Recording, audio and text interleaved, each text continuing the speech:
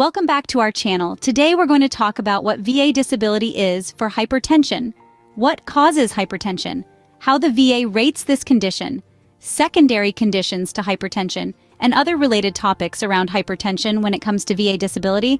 Let's start from the beginning, shall we? VA disability is a benefit that the Department of Veterans Affairs provide to veterans who have illnesses or injuries that happened while on active duty or were made worse by service. Now, let's go over exactly what hypertension is. In simple terms, hypertension refers to high blood pressure. It's a medical condition where the force of blood against your artery walls is consistently too high. In essence, it's like having too much air in your tires all the time. This constant pressure can cause various health problems, including heart disease. So, when we talk about VA disability for hypertension, we're referring to the benefits that a veteran can receive if they developed high blood pressure during or as a result of their military service. Understanding what VA disability for hypertension is forms the basis of our discussion today. Stay tuned, hit the like button, and subscribe as we explore more about this topic.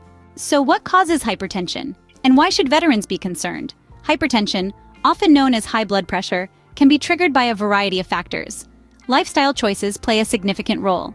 Consuming too much salt, not getting enough exercise, being overweight, and indulging in tobacco or alcohol can all contribute. But there's more than just lifestyle at play.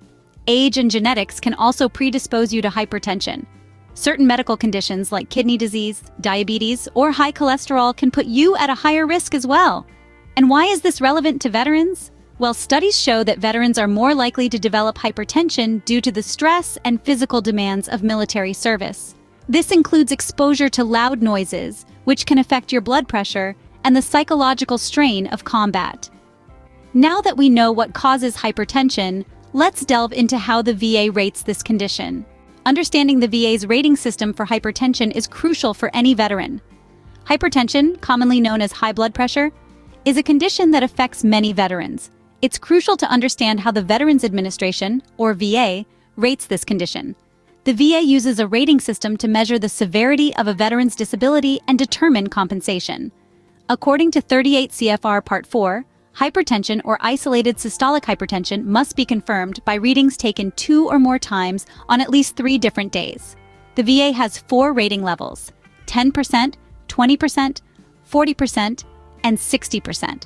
A 10% is given when the diastolic pressure is predominantly reading at 100 or more, or the systolic pressure is predominantly reading at 160 or more, or the veteran has a history of a minimum evaluation of the diastolic pressure predominantly reading at 100 or more and requires continuous medication for control.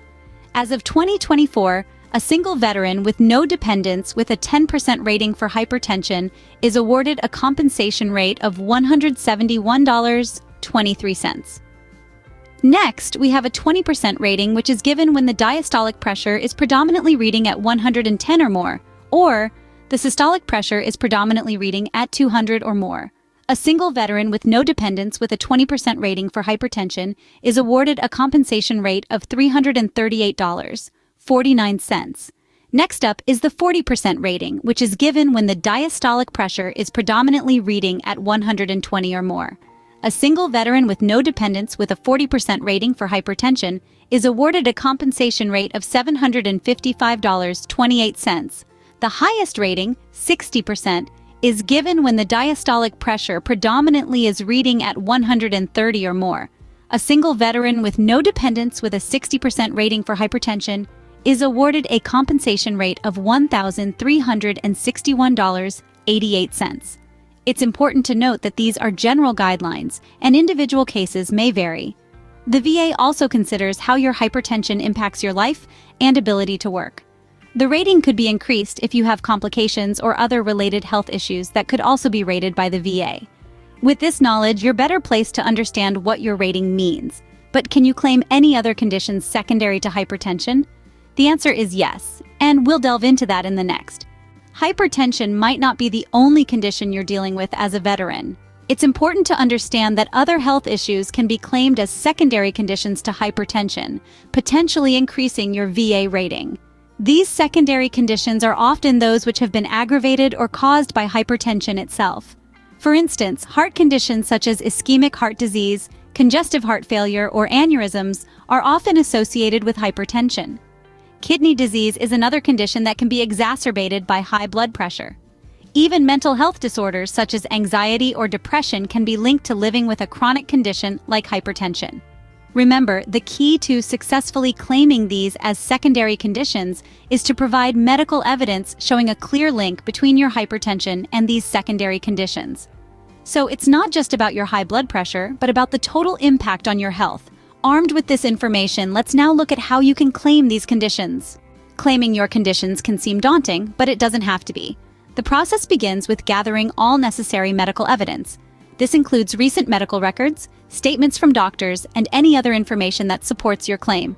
Once you have everything in order, you can submit your claim online through the VA's e-benefits portal. The next step is to fill out the necessary VA Form 21526-EZ, which is the application for disability compensation and related compensation benefits. This form allows you to list all your conditions, including hypertension and any secondary conditions you believe are connected. After submitting your claim, the VA will review your application and medical evidence. They may also request additional tests or examinations. Remember, the key is to be thorough and patient. The process can take some time, but it's important to ensure everything is accurate for your claim to be successful. Now let's take a look at what to expect at a C&P exam. The C&P exam can be a source of anxiety for many veterans, but it's essentially a health evaluation performed by a VA healthcare provider. The purpose is to assess the current state of your health conditions and determine how they affect your ability to perform daily activities. So, what can you expect? First, the examiner will ask you questions about your condition and how it affects your life. They may ask about your work history, daily routines, and any limitations you have because of your condition. They're not trying to trick you, but rather, they're trying to understand the full picture of your health. Remember, honesty is key during this exam. You'll also undergo a physical examination relevant to your condition. This might involve blood pressure measurements, for instance, if you're claiming for hypertension. But what if your claim gets denied? Don't worry, we've got you covered. Having your claim denied can feel like a setback, but it's not the end of the road. When you receive a denial for your claim, the first step is to understand why it was denied. This information is usually found on your claim notification form. The VA provides detailed reasons for denial, including insufficient evidence to support the claim or the condition not being considered related to your service. Take a deep breath. Don't worry. This is your opportunity to strengthen your claim. Now that you know why it was denied, you can collect additional evidence or documentation to support your claim. This could be medical records, buddy statements, or a more detailed statement from your doctor. Now, onto the appeals process. You have three main options for appealing a denied claim: a higher-level review, a supplemental claim, or an appeal to the Board of Veterans' Appeals. In a higher-level review, a senior reviewer re-examines your case, considering all the evidence that was included in the original decision. No new evidence can be submitted in this option. A supplemental claim allows you to introduce new and relevant evidence. This is your chance to fill in the gaps identified in the denial reason. Lastly, an appeal to the Board of Veterans' Appeals involves a veterans law judge reviewing your case. You can choose to have a hearing, submit additional evidence, or do both. Each appeal route has its own pros and cons, and the best one for you depends on the specifics of your case. Be sure to consult with a VA-accredited representative, a veteran service organization, or a VA-recognized attorney to help you make the best choice. Remember, the key is persistence. It's common for veterans to face denials, but with the right approach and by leveraging the resources available to you, you can navigate this process successfully. Remember, you don't have to go through this process alone. There are resources available to help you. Let's talk about some of the best ones out there. Firstly, veteran service organizations, or VSOs, offer free advice and can guide you through the claim or appeal process. They're well-versed in the complexities of the VA system and can be a massive help. Another useful resource is VA-accredited attorneys and claims agents. They're knowledgeable professionals who can provide legal advice and represent you in your claim or appeal. You can also turn to the Board of Veterans' Appeals, which provides a comprehensive guide on how to appeal a claim and what to expect during the process. In addition, the VA offers the Veterans Crisis Line, a confidential, free resource for veterans in need of immediate help or counseling. With these resources, you're not alone in this journey. Remember, your service is valued and so is your health. Thank you for watching. Please share this video with fellow veterans who will find this video helpful. And check out more of our videos and resources that may be helpful to you in the description box below.